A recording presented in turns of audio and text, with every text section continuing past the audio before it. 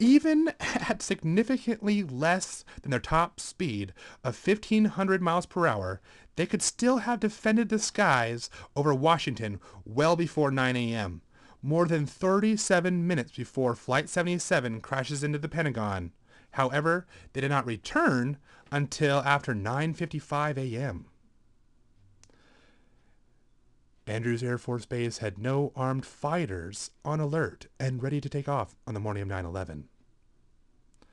Number 7.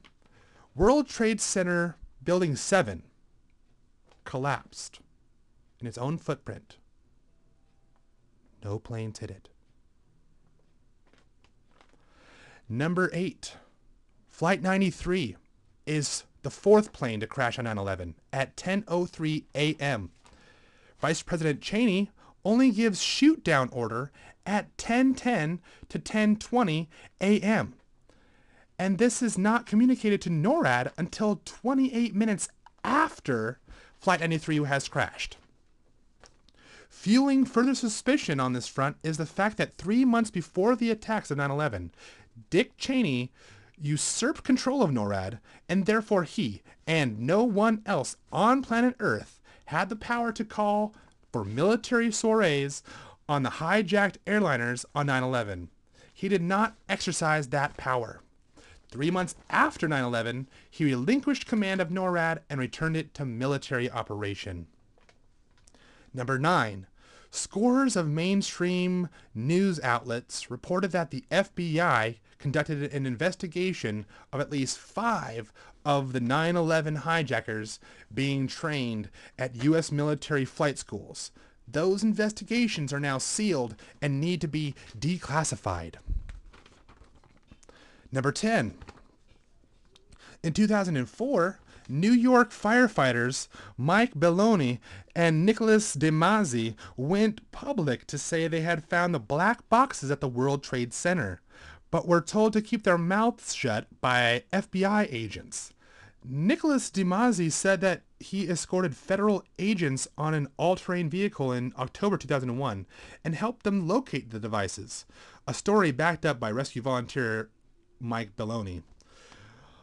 As the Philadelphia Daily News reported at the time, their story raises the question of whether there was some type of cover-up at Ground Zero.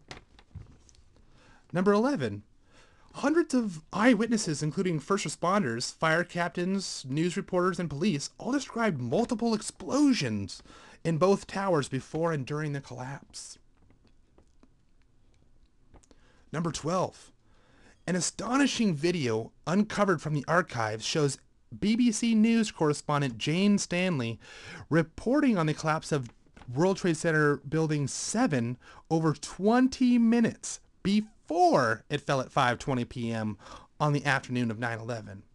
Tapes from earlier BBC broadcasts show the news anchor discussing the collapse of World Trade Center 7 a full 26 minutes in advance. The BBC at first claimed that their tapes from 9/11 had been lost before admitting that they made an error of reporting the collapse of World Trade Center 7 before it happened without adequately explaining how they could have obtained advanced knowledge of the events. In addition, over an hour before the collapse of World Trade Center 7, at 4:10 p.m., CNN's Aaron Brown reported that the building has either collapsed or is collapsing. Number 13. Solicitor General Ted Olson's claim that his wife Barbara Olson called him twice from 77, describing hijackers with box cutters, was a central plank of the official 9/11 story. However, the credibility of the story was completely undermined after Olson kept changing his story about whether his wife used her cell phone or the airplane phone. The technology to enable cell phone calls from high-altitude airplane flights was not created until 2004. American Airlines confirmed that Flight 77 was a Boeing 757, and that this plane did not have an airplane phone on board. According to the FBI, Barbara Olson attempted to call her husband only once, and the call failed to connect. Therefore, Olson must have been lying when he claimed he had spoken to his wife from Flight 77. Number 14. The size of a Boeing 757 is approximately 125 feet in width, and yet images of the impact zone at the Pentagon, supposedly caused by the crash, merely show a hole no more than 16 feet in diameter. The engines of the 757 would have punctured a hole bigger than this. Never mind the whole plane. Images before the partial collapse of the impact zone show little real impact damage and a sparse debris field completely inconsistent with the crash of a large jetliner, especially when contrasted with other images showing airplane crashes into buildings. Number 15. What is the meaning behind the following quote attributed to Dick Cheney, which came to light during the 9/11 Commission hearings? The passage is taken from testimony given by then Secretary of Transportation Norman Mineta. During the time that the airplane was coming into the Pentagon, there was a young man who would come in and say to the Vice President, "The plane is 50 miles out. The plane is 30 miles out." And when he got down to the plane is 10 miles out, the young man also said to the Vice President, "Do the orders still stand?" And the Vice President turned and whipped his neck around and said, "Of course the orders still stand. Have you heard anything to the contrary?"